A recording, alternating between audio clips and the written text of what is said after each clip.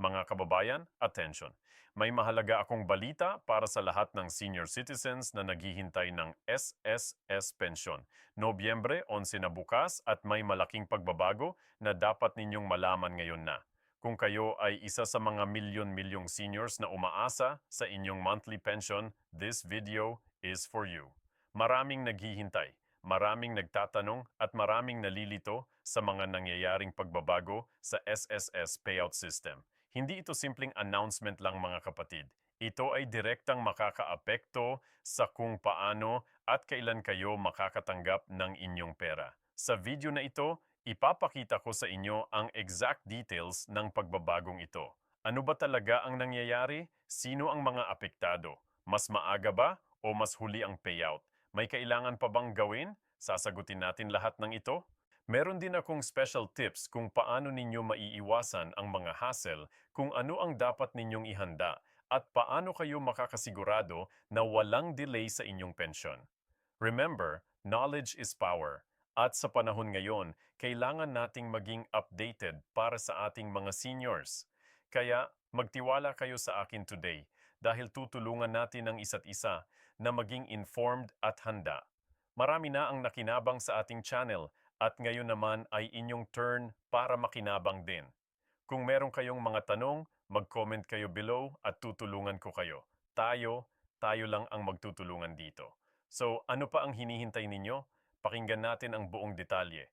At kung nakatulong ang video na ito, hit that like button now para mas maraming seniors ang makakita ng mahalagang information na ito. Every like helps spread the word to more of our kababayans who need this. Let's go. Okay, mga kaibigan, umupo muna kayo ng maayos at makinig dahil ang mga susunod kong sasabihin ay napakahalagang impormasyon na kailangan ninyong malaman.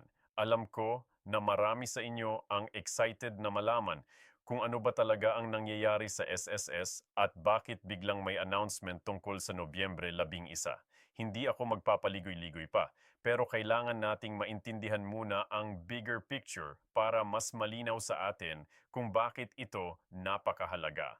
Alam nyo ba na ang Social Security System ay nag-serve sa mahigit 2 milyong members sa buong Pilipinas at sa 2 milyong yan ang mga senior citizens na tulad nyo ang pinaka-prioridad ng sistema dahil kayo na ang nag-contribute ng mahabang panahon. Kayo na ang nagtrabaho ng pulot-pulo para sa kinabukasan ninyo at ngayon naman ay panahon na para kunin ninyo ang mga benepisyong dapat sa inyo. Kaya naman kapag may pagbabago sa sistema ng payout, hindi ito basta-basta lang simpleng adjustment. Ito ay may malaking epekto sa buhay ng bawat isa sa atin. Simulan natin sa basics para lahat ay sabay-sabay tayong umintindi.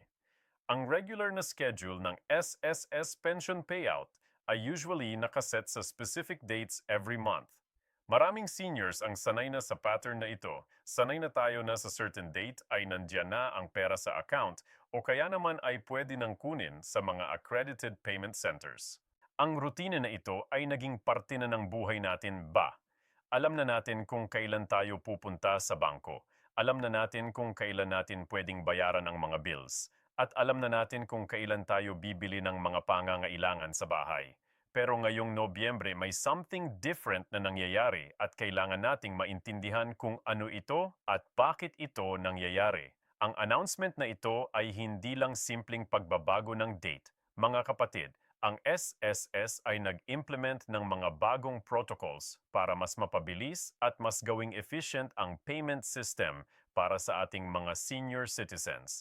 Isipin nyo sa dami ng pensioners na nag-aantay every month. Imagine kung paano ka-complicated ng logistics behind the scenes. May milyong-milyong transaksyon na nangyayari. May coordination with different banks and payment centers. May verification processes at marami pang iba. Kaya naman ang anumang pagbabago sa system na ito ay kailangan ng maingat na planning at implementation. Ngayong Nobyembre 11, ang pagbabagong ito ay magsisimula na officially. Ang ibig sabihin nito, kung dati ay sanay kayo sa certain process, ngayon ay may mga adjustments na kailangan ninyong malaman para hindi kayo ma-surprise o kaya naman ay ma-confuse. At alam ko na ang takot ng maraming seniors ay yung possibility na ma-delay ang kanilang pension. Maintindihan ko yan dahil ang pensyon ninyo ay hindi luxury. Hindi ito extra money lang na pwede ninyong hintayin kung kailan dumating. Ito ang pambili ninyo ng gamot, pambayad ng kuryente at tubig, pambili ng pagkain at lahat ng basic necessities sa buhay. Kaya naman, ang information na ito ay critical talaga. Una sa lahat, gusto kong i-clarify na ang pagbabagong ito ay hindi nangangahulugan na bababa ang amount ng inyong pensyon. Maraming nag-worry tungkol diyan. Maraming nagtanong sa akin through messages at comments kung may cut ba sa pension amount. Let me be very clear about this. Walang reduction sa amount ng inyong pensyon. Ang pagbabago ay tungkol sa logistics ng payment delivery, hindi sa amount mismo. So kung kumikita kayo ng let's say 10 o 15,000 bawat buwan, yan pa rin ang matatanggap ninyo. Walang bawas, walang dagdag unless may separate adjustment na in-announce ng SSS. Pero yung pagbabagong pinag-uusapan natin ngayon ay strictly about the payment process lang. Ang second thing na kailangan ninyong malaman ay kung sino ang mga directly affected sa pagbabagong ito. Lahat ba ng senior pensioners ay may adjustment sa kanilang payout schedule o may specific groups lang? Based sa latest information mula sa SSS, ang adjustment na ito ay karamihan ay nakakapag-apekto sa mga pensioners na tumatanggap ng kanilang pension through certain banks at payment channels. Kung kayo ay naka-enroll sa UMED or Union Bank Automatic Credit to Account, may specific instructions para sa inyo. Kung naman kayo ay sumasadya pa sa mga payment centers o sa SS branches mismo, may iba namang protocol na applicable sa inyo. Ang mahalaga dito ay malaman ninyo kung saan kayo napapabilang para alam ninyo kung ano ang gagawin. Para sa mga naka-direct deposit sa bank accounts, ang adjustment ay mostly about the timing of when the funds will be credited. Dati siguro ay naka-expectation kayo na sa certain date by morning time ay nandyan na ang pera sa inyong account. Ngayong Nobyembre, 11 onwards, may possibility na slightly different ang timing, pero I want to emphasize na comparative pa rin naman ito. Hindi naman biglang magiging 1 week delay or something drastic like that. Ang SSS ay nag-assure na ang adjustments ay minimal lang at ang purpose ay para mas streamline ang buong process na in the long run ay makakatulong sa mas mabilis na processing ng payments. Ngayon, pag-usapan naman natin ang practical side ng bagay na ito. Ano ba ang dapat ninyong gawin ngayong Nobyembre 11? First and foremost, siguraduhin ninyong updated ang inyong contact information sa SSS.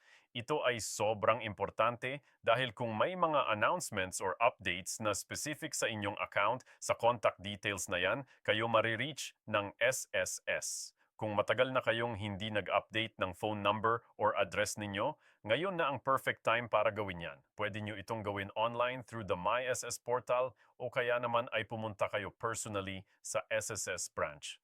Pangalawa, kung kayo ay may access sa online banking, i-check ninyo regularly ang inyong account starting Nobyembre 11.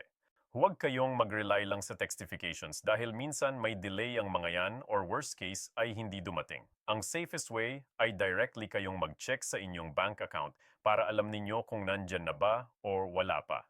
At kung nag-online banking kayo, much better kung i-screenshot ninyo ang transactions para may proof kayo in case may discrepancies or issues later on. Pangatlo, kung kayo naman ay sumasadya pa sa payment centers o sa SSS branches para kunin ang cash, siguraduhin ninyong alam ninyo ang operating hours ng mga centers na yan ngayong Nobyembre 11. Dahil ito ay special date ng implementation, possible na may changes sa operating hours o kaya naman ay mas maraming tao ang pupunta compared sa regular days. Ang suggestion ko ay kung pwede, pumunta kayo ng mas maaga para hindi kayo ma-stuck sa mahaba-habang pila.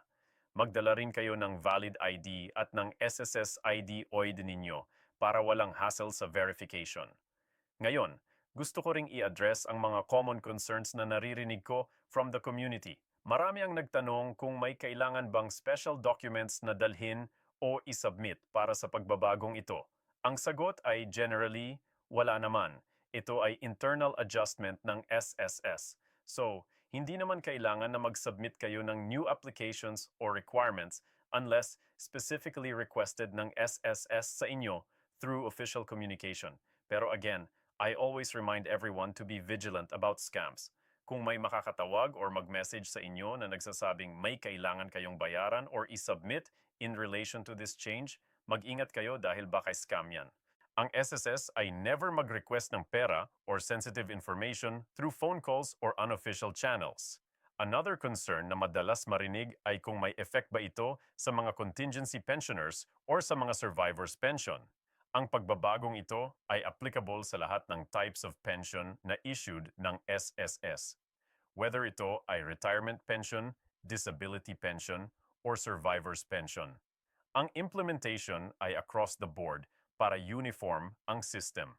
So kung kayo ay tumatanggap ng any type of pension from SSS, applicable sa inyo ang adjustments na ito. Although again, ang extent ng adjustment ay depende sa kung paano kayo tumatanggap ng inyong pensyon. Isa pa sa mga importante consideration ay ang coordination between SSS at ang partner banks nila. Dapat maintindihan natin na ang payment process ay hindi solely dependent sa SSS alone. May involvement din ng banks at payment centers at ang adjustment na ito ay collaborative effort ng lahat ng parties involved. Kaya naman kung may mangyaring minor delays or glitches sa simula, maintindihan natin na ito ay part ng adjustment period. Ang importante ay may proper channels tayo para mag-report kung may issues. At ang SSS ay committed naman na i-resolve ang anumang problems as quickly as possible. Para sa mga senior citizens na mahina na ang paningin or hindi na gaanong marunong gumamit ng technology, I highly recommend na humingi kayo ng tulong sa inyong mga anak, apo, or trusted relatives. Mas okay na may kasama kayong mas bata na makakatulong sa inyo mag-navigate ng bagong system, especially kung online or electronic ang involved. Huwag kayong mahiya humingi ng tulong dahil mas okay na sure kayong may tagagabay kaysa naman na mag-struggle kayo mag-isa at baka mali pa ang mangyari. Ang SSS ay nag-announce din na magkakaroon sila ng dedicated hotlines at customer service support specifically for this transition period. Kung meron kayong mga tanong or concerns, pwede kayong tumawag sa SSS hotline. Pero dahil expected na maraming tatawag during this time, mag-expect na rin ng possibly long waiting times. Kaya ang tip ko ay try calling during peak hours like early morning o kaya late afternoon para mas less crowded ang lines at mas mabilis kayong makakakonect sa customer service representative. Let me also talk about the bigger picture here. Bakit ba kailangan ng SSS na mag-implement ng ganyang adjustments? Ang sagot ay actually para sa ikabubuti natin lahat in the long run. Ang technology at systems ay constantly evolving. At kung ang SSS ay magpupursigi sa old methods forever, mas lalo lang silang maglalog behind at mas maraming inefficiencies ang mag-accumulate over time. Ang modernization efforts na ito, kahit may initial adjustment period na kinakailangan, ay eventually makaka-benefit sa atin lahat through faster processing, less errors, at mas transparent ang transactions. Isa pa, ang pagbabagong ito ay parte ng mas malaking initiative ng government para mag-improve ng services sa mga seniors. Alam naman natin na ang ating mga senior citizens ay deserve ng best possible service dahil kayo ang nag-contribute sa development ng ating bansa for decades. Kaya naman, ang anumang improvement sa systems na ito ay should be welcomed kahit may konting adjustment period na kailangan. Ang importante ay ang end goal na mas efficient at mas reliable ang service delivery. Ngayon, gusto ko ring i-emphasize ang importance ng community support during this transition. Kung kayo ay may kapwa seniors na hindi naka-access sa information na ito, please share this video sa kanila. Send the link through Messenger, text message, or kahit personal na sabihin sa kanila ang mga important points. Ang kultura tayo ng Pilipino ay malakas ang bayanihan spirit at ito ang perfect opportunity para ipakita natin yan. Hindi lahat ng seniors ay tech-savvy. Hindi lahat ay may access sa social media or YouTube. Kaya tayo na ang may access ay may responsibility na ispread ang information.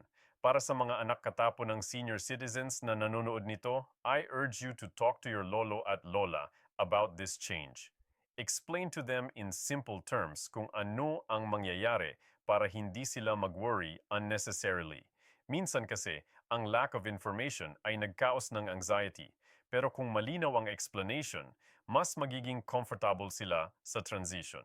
At syempre, Kung pwede samahan ninyo sila sa first few times na makikipag-interact sila sa bagong system para sure kayong walang problema. Ang SS ay nag-commit din na magkakaroon ng orientation programs at information drives sa different areas, especially sa provinces kung saan mas maraming seniors ang hindi fully aware ng mga developments na ito. Kung may announcement na magkakaroon ng ganyan sa inyong area, I encourage you to attend kahit busy kayo. Ang direct information from SS officials ay mas reliable at mas comprehensive compared sa kung ano lang ang naririnig natin from other sources. Plus, may opportunity din kayo doon na mag-ask ng specific questions na relevant sa inyong personal situation. One more thing na kailangan nating pag-usapan ay ang timeline ng adjustment na ito. Ang Nobyembre 11 ay ang start date pero hindi ibig sabihin na isang araw lang ang adjustment period. Expect na may ilang weeks o months pa ng fine-tuning ng system. So, kung sa first month ay may minor issues or changes, normal lang yan. Ang importante ay may progress at improvement ang nakikita natin over time. Ang SSS ay regularly nag-monitor ng feedback at complaints para ma-address nila ang anumang recurring issues na lumalabas. Para sa mga may special circumstances like yung mga naka-confine sa hospital or yung mga hindi na talaga makalabas ng bahay dahil sa health conditions, may provisions naman ang SSS for those cases. Pwede kayong mag-authorize ng representative na kukunin ang pension ninyo, pero kailangan ng proper documentation para sa authorization na yan. Kung kayo ay nasa situation na yan, I suggest na makipag-coordinate kayo directly sa SSS para maintindihan ninyo ang exact requirements at procedures. Ang payment centers din ay nag-prepare for this transition. Nag-training sila ng kanilang staff para ma-handle ang expected volume ng inquiries at transactions during this period. So kung pupunta kayo sa payment centers, expect na ang staff doon ay informed din atiped para tulungan kayo. Huwag kayong matakot magtanong kung may kayo maintindihan. Ang trabaho nila ay tulungan kayo at dapat patient sila sa pag-explain ng mga bagay-bagay. Gusto ko ring pag-usapan ang aspect ng financial planning in relation to this change. Dahil may adjustment period na nangyayari, it's always wise na magkaroon kayo ng buffer sa inyong budget for this month. Kung possible, huwag kayong mag-rely 100% sa exact date na nakaschedule sa isip ninyo. Magandang mag-prepare ng konting emergency fund or savings na pwedeng gamitin just in case may unexpected delays. Hindi ko sinasabing magkakaroon talaga ng delays, pero ang pagiging handa ay always better than being caught off guard. Isa pang practical tip ay mag-coordinate with your service providers like utility companies kung kayo ay may scheduled payments na nakadepende sa arrival ng inyong pension. Explain to them na may ongoing transition sa SSS payment system at kung possible, ask for a few days extension or flexibility just for this month. Most companies naman ay understanding, especially kung senior citizen kayo at kung legitimate ang reason ninyo. Mas okay na proactive tayo sa communication kaysa naman na magkaroon ng late payment penalties or disconnections. For those who are receiving their pension through postal money orders or through Philippine Postal Corporation, may specific announcements din para sa inyo. Ang postal system ay partner din ng SS at sila rin ay nag-adjust ng kanilang processes in line with the SSS changes.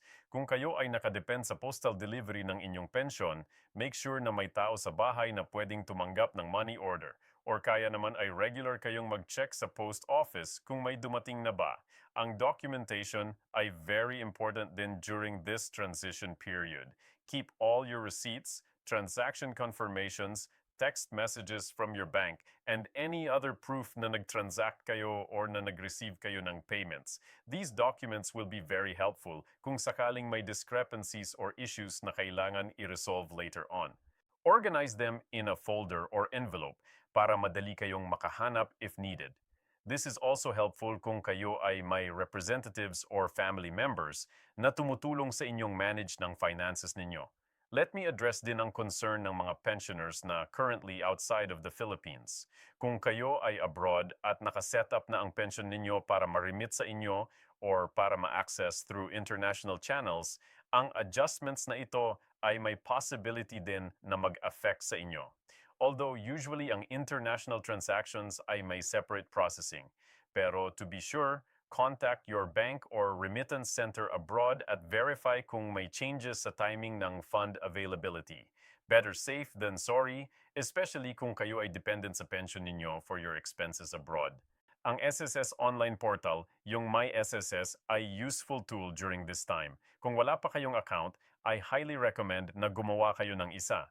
Through the portal, pwede ninyong i-check ang status ng inyong pension. Pwede kayong mag-download ng pension slips at pwede kayong mag-access ng other SSS services without the need to go to physical branches. For seniors na may difficulty traveling or going out, this online access is really valuable. Kung hindi kayo sure kung paano mag-register, ask your children or grandchildren to help you set it up. Another important reminder ay about the authentication process. Ang SSS may security measures in place to protect your accounts at pension. Huwag kayong mag-share ng inyong login credentials, passwords, or PINs kahit kanino. Even if someone claims to be from SSS and says they need your information to process the new changes, do not give it to them. Legitimate SSS will never ask for your information through calls, texts, or emails. If someone does, report them immediately to SSS and to proper authorities. Ang accessibility ng information ay isang challenge especially for seniors in remote areas. Kung kayo ay sa probinsya at hindi accessible ang internet o kawalan ng signal, coordinate with your barangay officials or local SSS field offices. Usually, ang SSS ay nag-conduct ng information campaigns sa barangay level para ma-reach ang mga constituents na walang direct access sa digital information. Attend these information sessions kung available in yung area. For seniors with disabilities or those who need special accommodations, SSS branches ay may provisions for PWD lanes at priority services. Do not hesitate to avail of these services. Ang adjustment sa payment system ay hindi dapat maging additional burden sa inyo. If you encounter difficulties or if you feel that you're not receiving adequate assistance, you have the right to file concerns or complaints through proper channels. Ang transparency ay sa process na ito. Ang SSS should provide clear and timely updates about the implementation of changes. As citizens and pensioners, we have the right to information. Kung may mga official announcements from SSS, pay attention to them. Follow official SSS social media accounts and regularly check their website for updates. Avoid relying solely on or unverified information from social media na hindi galing sa official sources. Let me also remind everyone about the importance of reporting suspicious activities. Kung may naririnig kayong anomalies, kung may nakikita kayong irregularities sa processing ng pensions, or kung may nakakaranas kayong unfair treatment from SS staff or payment center personnel, report these immediately. Ang SSS may hotlines and complaint mechanisms in place. Your reports help improve the system and ensure that everyone receives fair and proper service. Ang pandemic has taught us many lessons about adaptability and resilience. Ang mga seniors natin ay nag-demonstrate ng amazing strength during those difficult times. Ang pagbabagong ito sa SSS system towing is something we can naati together with proper information, preparation, and community support. We will get through this transition successfully. In closing, I want to emphasize that while changes can be uncomfortable, especially for our senior citizens who have established routines and systems, ang purpose ng changes na ito ay ultimately for the better. Ang modernization of government services ay inevitable at necessary. Ang importante ay may support system tayo for our seniors during these transitions. Hindi sila dapat mag-struggle alone. Bilang society, we have collective responsibility to ensure that our elderly citizens are well-aligned, well-supported, and well taken care of. Kaya mga kaibigan, huwag kalimutan ang mga napag-usapan natin ngayong araw. I-mark ninyo sa kalendaryo ninyo ang Nobyembre 11. I-check ninyo ang inyong bank accounts regularly. Kung may tanong kayo, tumawag sa SSS hotline.